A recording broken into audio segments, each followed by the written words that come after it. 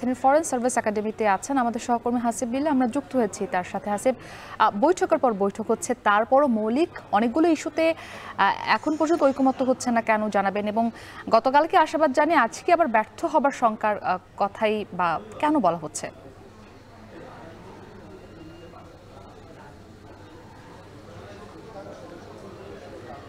বেশ কিছু বিষয়ে ঐকমত্য হয়েছে, কিন্তু মৌলিক সংস্কার বলতে উল্লেখযোগ্যভাবে যদি বলা হয় যে উচ্চকক্ষ এবং দ্বিকক্ষ বিশিষ্ট পার্লামেন্টের বিষয়ে সকল রাজনৈতিক দল একমত, কিন্তু দ্বিকক্ষের মধ্যে উচ্চকক্ষ কিভাবে গঠিত হবে সেটি নিয়ে কিন্তু বিতর্ক অনেক আগে থেকেই চলমান।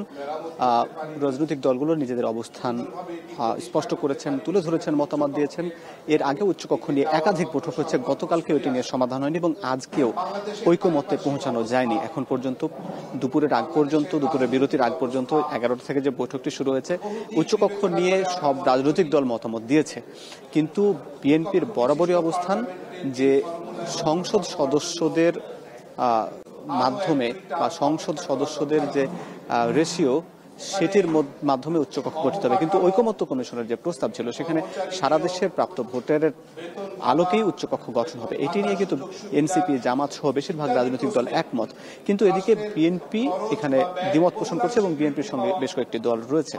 এবং এখানে আরেকটি বিষয় যুক্ত হয়েছে যে উচ্চকক্ষের ক্ষমতা কি হবে এবং উচ্চকক্ষর যেখানে নিম্নকক্ষের মতো আইন বা কোনো কিছু সংশোধনের ক্ষেত্রে যেখানে 2/3 হয়, উচ্চকক্ষ কি 2/3 ভোট প্রয়োজন নাকি সংখ্যাগরিষ্ঠ হলেই হবে, এটি নিয়ে কিন্তু একটু বিতর্ক হয়েছে। এবং উচ্চকক্ষের যে মূলত নিম্নকক্ষ থেকে কোনো একটা বিল উচ্চকক্ষে যাবে এবং উচ্চকক্ষ একটা সংশোধনী দেবে, এবং সে বিষয়ে কিন্তু এই সব বিষয় নিয়ে রাজনৈতিক দলগুলো দ্বিমত পোষণ করছে, মতামত দিচ্ছে, কিন্তু এখন পর্যন্ত ঐকমত্যে পৌঁছানো যায়নি।